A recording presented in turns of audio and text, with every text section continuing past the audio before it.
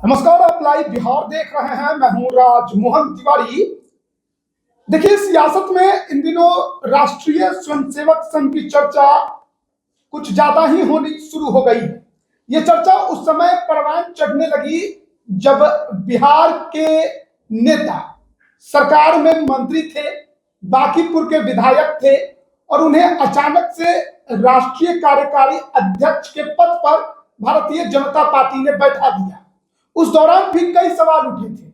बीते दिनों पूर्व मुख्यमंत्री मध्य प्रदेश के कांग्रेस के बड़े नेता दिग्विजय सिंह ने भी एक ऐसी तस्वीर शेयर की और उस तस्वीर के बारे में कुछ ऐसी बातें लिखी जिससे आरएसएस की चर्चा एक बार फिर परवान चढ़नी शुरू हो गई। अब चारों तरफ केवल आरएसएस और आरएसएस की ही चर्चा हो रही है। हम पूरी सियासत को समझेंगे और उसमें आरएसएस के महत्व को समझेंगे। बिहार की सियासत में भी किस प्रकार से आरएसएस अपना कद रखती है। हमारे साथ दो वरिष्ठ पत्रकार हैं, रविरंजन जी और प्रवीण बागी जी। ये आरएसएस अचानक से फिर एक बार राजनीतिक गलियारों में चर्चा का विषय बन गया है, इसको कैसे देख रहे हैं? आरएसएस अचानक से चर्चा में नहीं आया। आरएसएस अपने स्थापना काल से ही चर्चा में रहा है, क्योंकि इसकी जो कार्यशैली है, जो इसके उद्देश्य हैं, जो इसका एजेंडा है, वो बिल्कुल अलग है और नए किस्म का है। और सबसे मजेदार बात यह है कि आरएसएस की आज जो सबसे घोर विरोधी है कांग्रेस, तो इसकी स्थापना भी एक कांग्रेसी नेता ने की थी। डॉक्टर केशव बलराम हेडगेवार, जो नागपुर के रहने वाले थे, वो कांग्रेस के नेता थे और उस इलाके के बड़े नेता थे। कांग्रेस में कई बार जेल भी गए थे स्वतंत्रता आंदोलन में। वो कांग्रेस की नीतियों से संतुष्ट नहीं थे।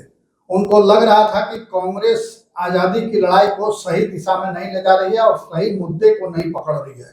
तो इसलिए उन्होंने कांग्रेस छोड़ करके और राष्ट्रीय स्वयंसेवक संघ की स्थापना की।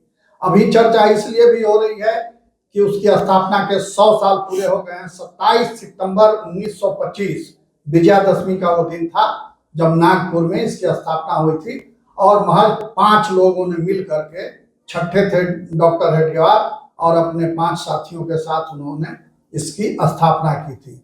और वही बढ़ते बढ़ते 100 साल में आज उसकी 80,000 से अधिक शाखाएं लगती हैं पूरे देश में। हम बतलाएंगे बाद में कि शाखा क्या होती है। ये भी बिल्कुल एक नई चीज है। और उसके अलावे 800 से ज्यादा शाखाएं उसकी लगती हैं और 80 से अधिक उसके अनुसांगिक संगठन। अनुसांगिक यानी जो उसकी विचारधारा के साथ चलते हैं, जिसकी स्थापना संघ की प्रेरणा से हुई है और उनका संबंध आरएसएस से उन संगठनों का है। तो ऐसे 80 संगठन और ये 75,000 से ज्यादा शाखाएं अभी देश में चल रही हैं। 40 से अधिक देशों में संघ अलग अलग नामों से काम कर रहा है। संघ का जो मुख्य उद्देश्य है वो है कि हिंदुओं को संगठित करना, और उसके पीछे लॉजिक ये है कि ये देश हिंदुओं का है और जब तक हिंदू संगठित नहीं होंगे तब तक इस देश को विकसित बनाना और विश्व गुरु के पद पर पहुंचाना, जो प्राचीन काल में था ये देश, वहां तक पहुंचाना मुश्किल है। और देश की अवनति, देश की गुलामी इसीलिए हुई कि हिंदुओं में फूट पड़ी। हिंदुओं को जाति के नाम पर और वर्ग के नाम पर, क्षेत्र के नाम पर लड़ाया गया, बांटा गया, उनको विभाजित किया गया, उनकी एकता खंडित की गई। इस वजह से ये देश कमजोर हुआ और विदेशी आक्रांताओं को यहाँ पांव जमाने का मौका मिला। तो वो हिंदुओं को संगठित करने का काम कर रहा है। यही उसका उद्देश्य पहले दिन था जिसके लिए उसकी स्थापना हुई, और आज भी उसका उद्देश्य यही है। तो तमाम तरह के संकट, झंझावात, बाधाएं झेलते हुए संघ आज इस मुकाम पर पहुंचा है कि संघ की शाखाओं में शिक्षित एक स्वयंसेवक आज देश का प्रधानमंत्री है और तीसरी बार जनता ने उसे वोट देकर के विजयी बनाया है। कई प्रदेशों में संघ के स्वयंसेवक मुख्यमंत्री हैं। इसके पहले अटल बिहारी वाजपेयी प्रधानमंत्री थे। वो संघ के प्रचारक थे। प्रचारक यानी होल टाइमर, जो अपना पूरा जीवन संघ के काम के लिए दे देता है और शादी विवाह नहीं करता, घर से अलग रह करके सिर्फ संगठन का काम करता है।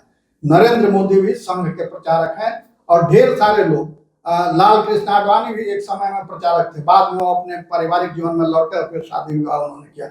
बहुत सारे ऐसे लोग हैं। बिहार में सुशील मोदी भी एक समय प्रचारक थे और बाद में फिर वो पारिवारिक जीवन में, सामाजिक जीवन में लौटे। तो ऐसे बहुत सारे लोग हैं जो प्रचारक रहे, फिर बाद में पारिवारिक जीवन में लौटे, या अभी भी वो प्रचारक हैं, उन्होंने शादी विवाह नहीं किया है। तो संघ की असल ताकत जो है और संगठन की जो आधारशिला है वो यही प्रचारक होते हैं। इन्हीं प्रचारकों के बलबूते पूरे देश में और हर कहिए कि जिले में संघ का काम आज चल रहा है। और शुरू में जब संघ की स्थापना हुई थी तो कोई जानता नहीं था, तो उस समय महाराष्ट्र से, जहां इनका काम शुरू हुआ था नागपुर में, वहीं के प्रचारक भेजे जाते थे दूसरे प्रदेशों में, जिलों में, और उन लोगों ने वहां के लोगों के साथ मिल करके, घुल मिल करके, संबंध बना करके संगठन खड़ा किया। तो ये ताकत संघ की हुई है समाज से। और दूसरी महत्वपूर्ण बात यह है कि संघ किसी को अपना विरोधी नहीं मानता, वो सिर्फ ये मानता है कि ये इनकी सोच अलग है, इनके विचार अलग है, मगर धीरे धीरे उनको साथ लाना है। इसीलिए आप देखते होंगे कि संघ के खिलाफ बहुत बयान आते हैं, उस पर बहुत हमले होते हैं, मगर संघ कभी कोई जवाब उसका नहीं देता। और उसकी जो शाखाएं होती हैं वो शाखाएं उसकी समझिए कि न्यूक्लियर ताकत है। उसी शाखाओं से स्वयंसेवक निकलते हैं जो अलग अलग क्षेत्रों में जा करके काम करते हैं। वो 1 घंटे की होती है शाखा, और सुबह में लगती है, शाम में भी कई जगह लगती है। तो सुबह में आप निकलेंगे तो पार्कों में, मैदानों में, इधर उधर आप देखें कि भगवा ध्वज लगा करके कुछ नौजवान खेल रहे हैं, बच्चे खेल रहे हैं, फिर अंत में प्रार्थना होती है और शाखा समाप्त हो जाती है। तो ये शाखाएं 80,000 से अधिक शाखाएं पूरे देश में आज संघ का ये काम। इसमें रवि रंजन जी को भी जोड़ेंगे। आरएसएस को लेकर तो ये हमेशा कहा जाता है कि ये कैडर है और जिसका समर्थन इसको मिलता है वो राजनीतिक पार्टी के तौर पर आगे बढ़ती है। सीधा मतलब है भारतीय जनता पार्टी से। तो इन दिनों जो ये प्रवान चढ़ना शुरू हुआ, क्योंकि आरएसएस की चर्चा तो हमेशा होती है, कहा जाता है कि सीधे नहीं लेकिन पर्दे के पीछे की राजनीति ये करते हैं। तो आप इसको कैसे देख रहे हैं, जो दिग्विजय सिंह का बयान आया या नितिन नवीन जो राष्ट्रीय कार्यकारी अध्यक्ष के पद पर पहुंचे? हाल के दिनों में आरएसएस के संगठन शक्ति के बारे में दिग्विजय सिंह ने इशारा वही किया था, तस्वीर जारी करके, कि एक आरएसएस का अदना सा कार्यकर्ता जो जमीन पर बैठा हुआ है, आज देश का प्रधानमंत्री है।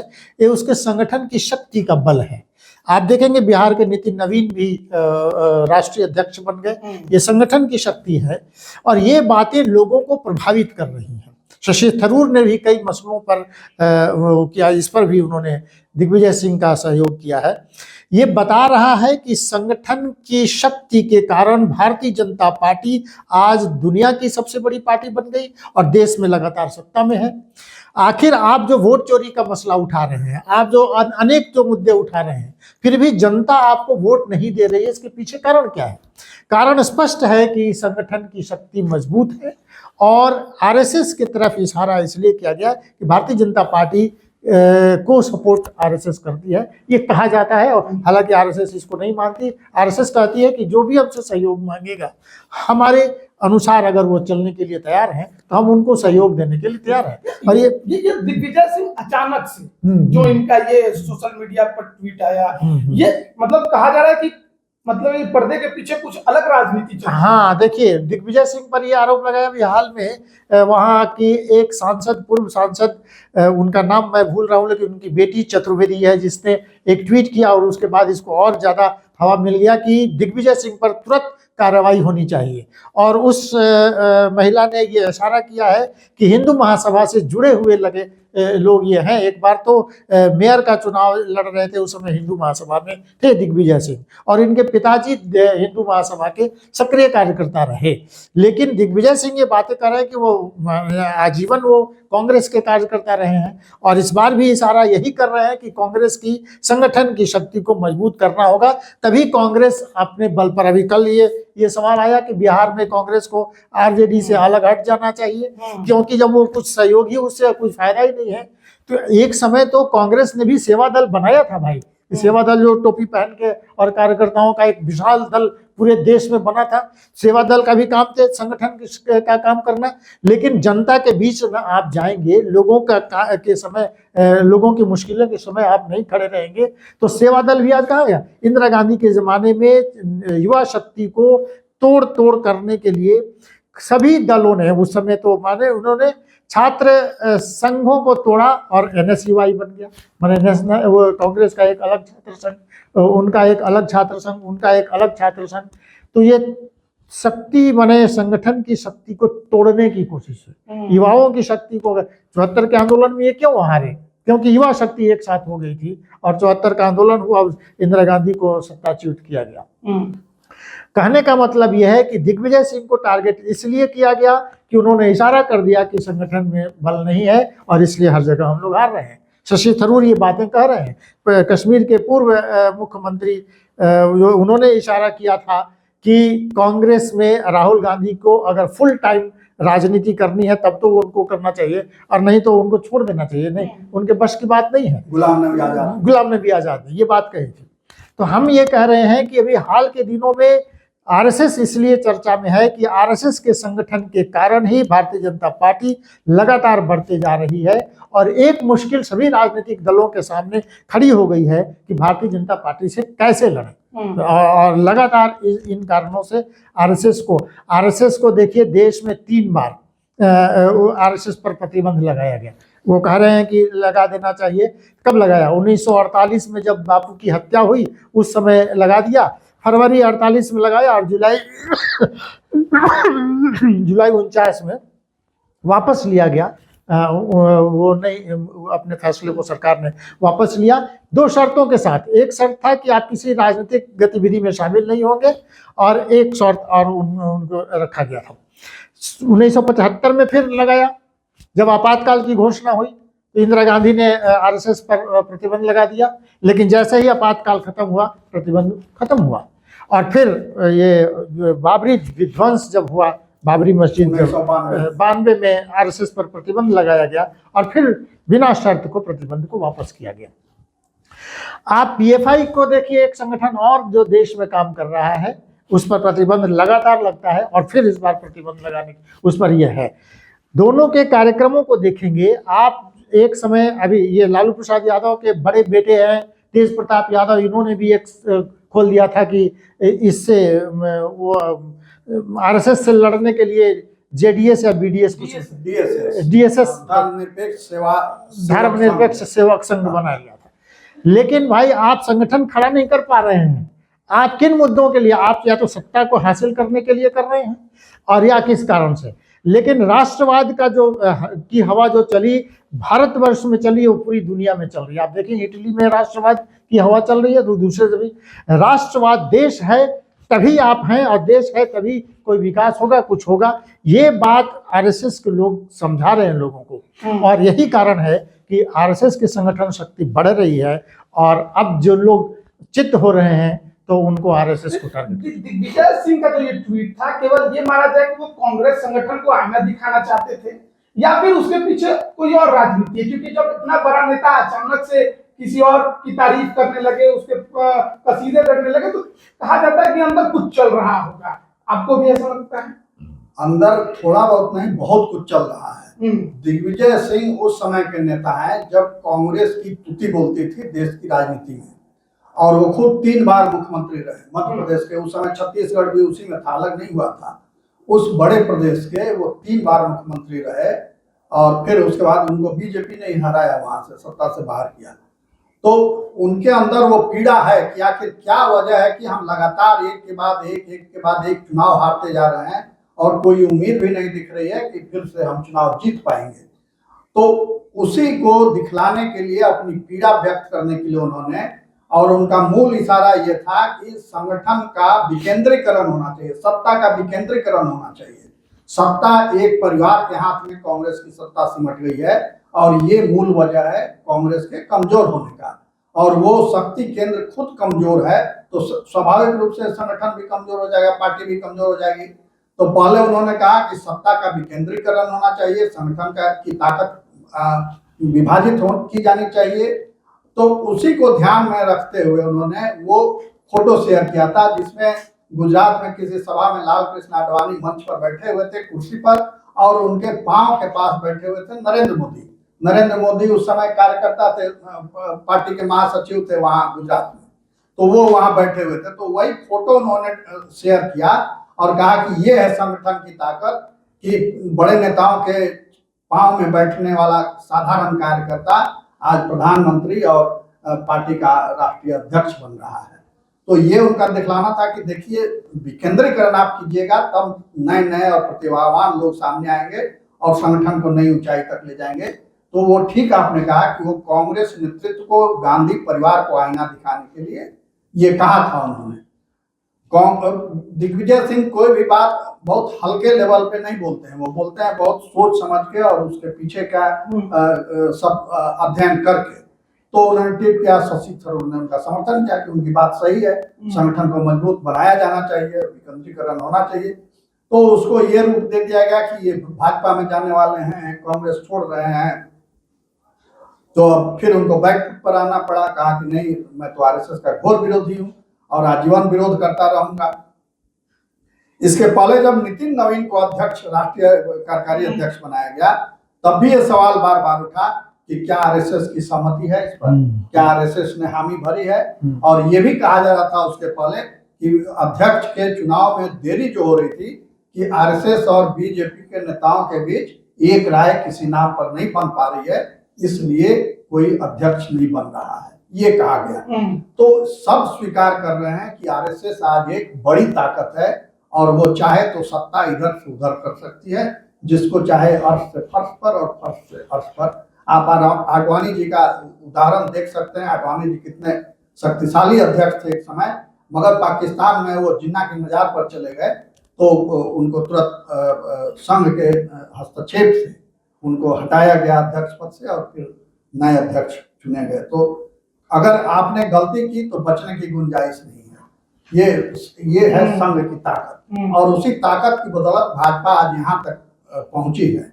हालांकि उसमें ये जरूर है कि भाजपा ने अपने संगठन को अपने तरीके से सिंचित किया है, बढ़ाया है, ताकतवर बनाया है।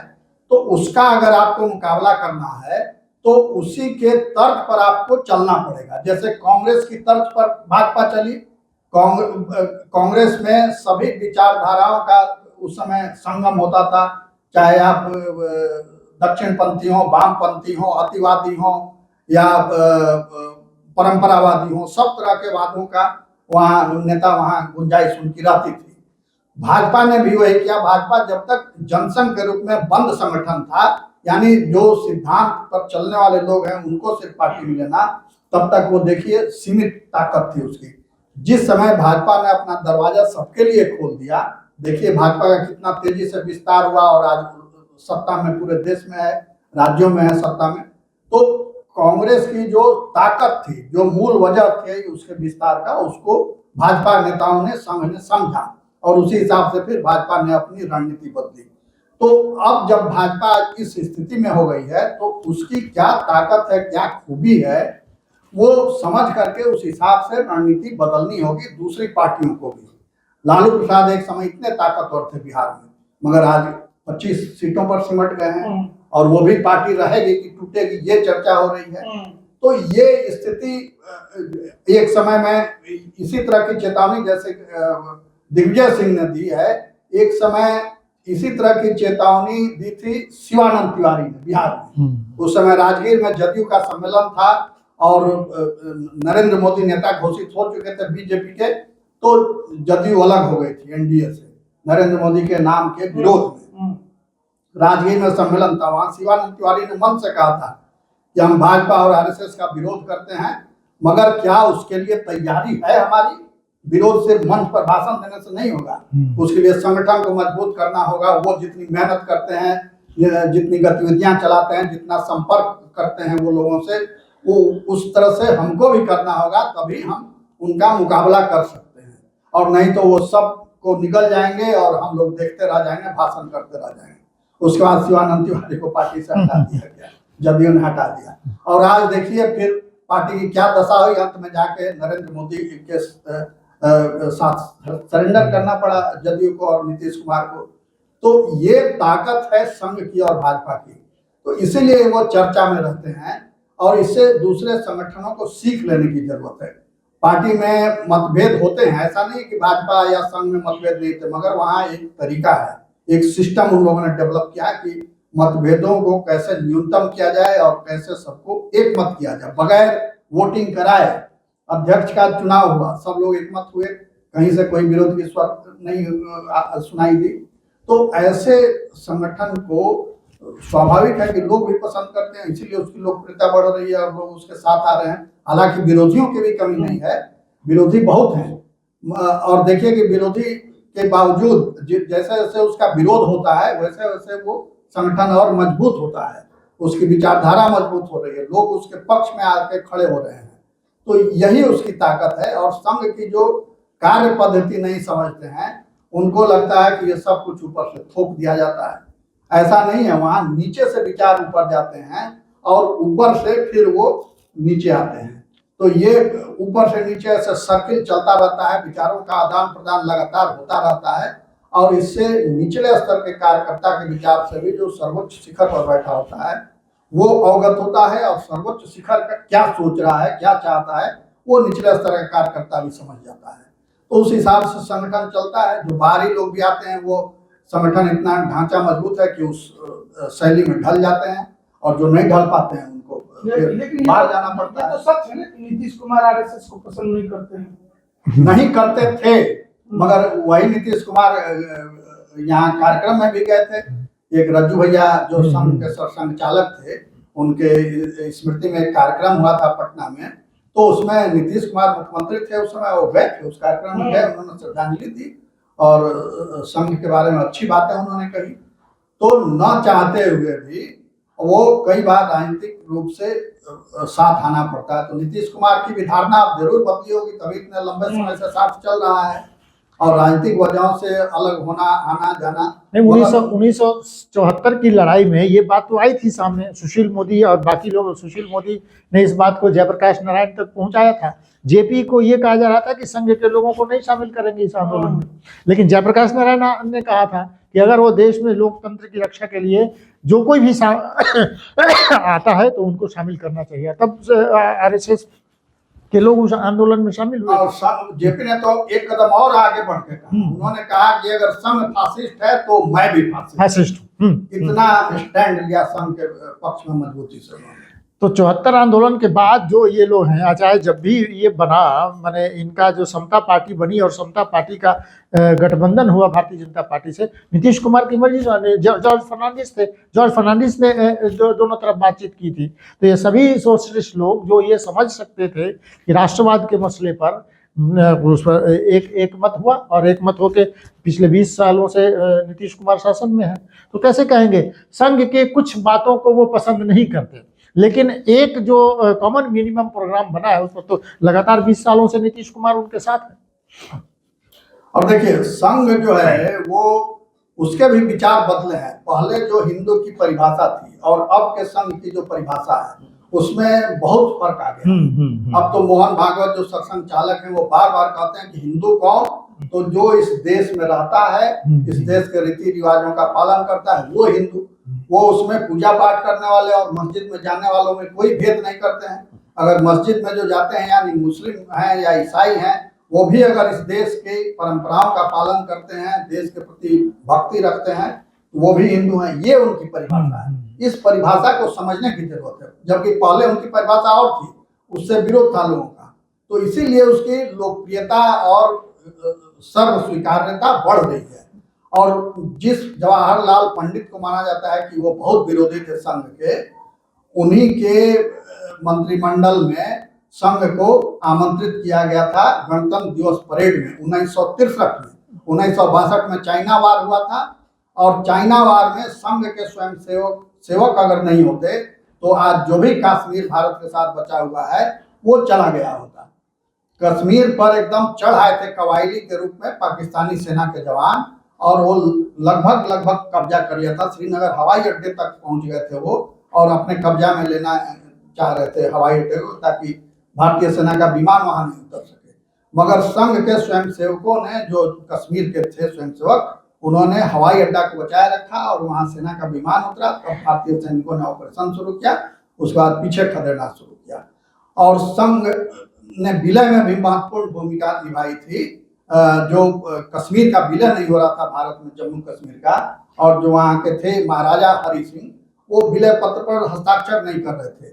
तो जो उस समय गृह मंत्री थे और जो विलय का काम देख रहे थे सरदार वल्लभ भाई पटेल, उन्होंने गुरु जी, उस समय गुरु गोलवलकर थे संघ के संचालक यानी चीफ, तो उनसे संपर्क किया और कहा कि आप उनको समझाइए। वो जानते थे कि इन दोनों के बीच अच्छे संबंध हैं। तो गुरु गोलवलकर गए कश्मीर, उन्होंने महाराजा हरि सिंह से मुलाकात की, उनको समझाया, उसी के बाद उन्होंने दस्तखत किया विलय पत्र पर और तब विलय हुआ।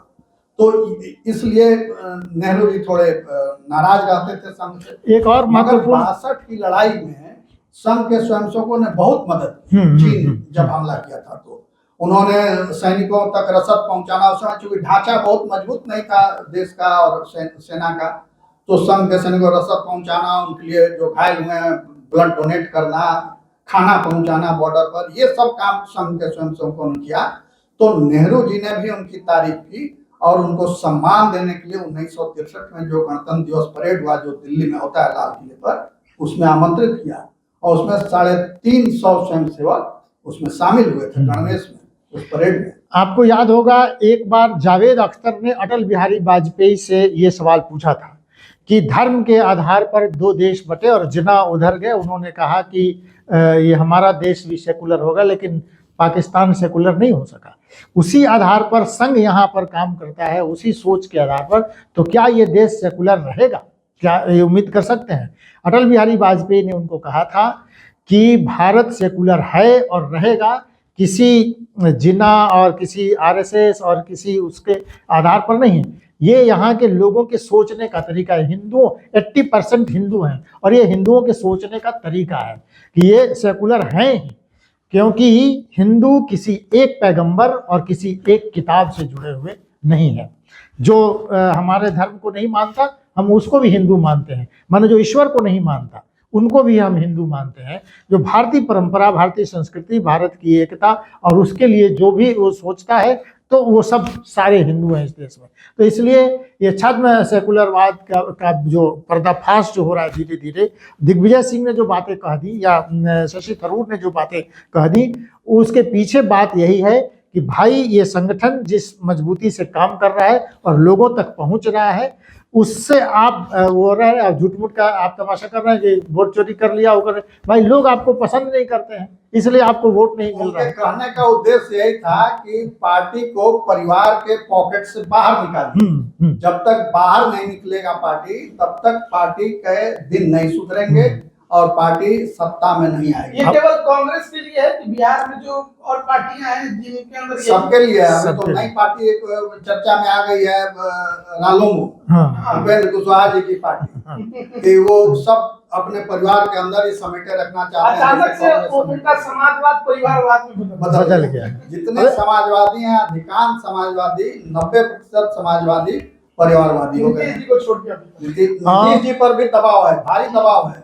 अभी किसी एक नाम से पहली बार मैंने उसका नाम सुना, कोई अजूबा नाम था उसका, उसके लोग धरना पर बैठे हुए थे पटना में कि निशांत को राजनीति में लाया जाए और उसके लिए कहे कि अगर नहीं हमारी मांग मानी गई तो हम और बड़ा आंदोलन करेंगे। और उपेंद्र कुशवाहा कहते रहते हैं, संजय झा कहते रहते हैं, और भी कई लोग हैं जो कहते रहते हैं कि क्षेत्रीय पार्टियों के सामने ये भी मुसीबत है ना, पार्टी बचाने के लिए परिवार को ही बार बार क्यों आगे करना पड़ जाता है? माने परिवार को इसलिए आगे करना पड़ता है कि उनके मन में यह मनसा रहती है कि हमारे बाद राजा का बेटा राजा, इस परंपरा के को वो लेकर के चलने वाले लोग हैं। इसलिए जब वो पिता बीमार हुए, बूढ़े हुए, तो अपने बेटा को युवराज घोषित कर दिया, फिर वो उनके निधन के बाद राजा बन जाता है। तो वही परंपरा कई पार्टियां यहाँ कर रही हैं कि पार्टियों के राजनीति में बहुत मजा है और आनंद है, असीम सत्ता है, असीम पैसा है और कोई पूछने वाला आपको नहीं। कानूनी रूप से इतनी छूट दी गई है पॉलिटिकल पार्टियों को कि खूब काला धन रखिए, काला धन बांटिए, काला धन खाइए, काला धन खिलाइए। तो इसलिए राजनीतिक दल बनाना बहुत फायदे का सौदा हो गया इस देश में। और एक बार जो पॉलिटिकल पार्टी स्थापित हो जाती है, उसको जन समर्थन थोड़ा मिल जाता है, तो वो चाहता है कि सत्ता हमारे घर में ही रहे। इसी के शिकार अधिकांश नेता होते जा रहे हैं, और इसीलिए आप देख रहे हैं कि परिवारवादी पार्टियों की संख्या बढ़ती जा रही है, घटने के बजाय। मगर जनता अब इनका सच समझती जा रही है और धीरे धीरे इनका सफाया भी करती जा रही है। इसका ताजा उदाहरण लालू प्रसाद का राष्ट्रीय जनता दल है, उसका देख लीजिए। मुकेश सहनी की पार्टी है, उनका तो खाता ही नहीं खुलता है। उनका हाथ देख लीजिए। और भी कई पार्टियां हैं जो उस रास्ते पर चल रही हैं। मांझी जी लेकिन बचे हुए हैं। मांझी जी बचे हुए हैं, तो मांझी जी भी जाएंगे जिस ढंग से बोल रहे हैं। हालांकि उनके अंदर भी अब मतभेद शुरू हो गए हैं, पिता कुछ और कहते हैं, पुत्र कुछ और कह रहे हैं। तो जब तक आप लोकतांत्रिक धारा में नहीं चलिएगा और लोकतंत्र की भावना का सम्मान नहीं कीजिएगा, उसको अपने आचरण में नहीं उतारिएगा, तब तक राजनीतिक अब चलने वाली नहीं है। क्योंकि जनता अब सब कुछ समझ रही है, देख रही है, सब चीजें ऑनलाइन है। आप कहाँ जा रहे हैं, क्या कर रहे हैं, कितना चंदा आ रहा है, किससे मिल रहे हैं, किसके यहाँ जा रहे हैं, ये सब अब सार्वजनिक है। तो अब कुछ छुप नहीं रहा है। बिल्कुल। तो हम लोग चर्चा कर रहे थे आरएसएस के क्रियाकलाप को लेकर, और इन दिनों जो सियासत हो रही है उस पर। आप इस पर क्या राय रखते हैं, कमेंट जरूर करिएगा। आप सभी का बहुत बहुत धन्यवाद।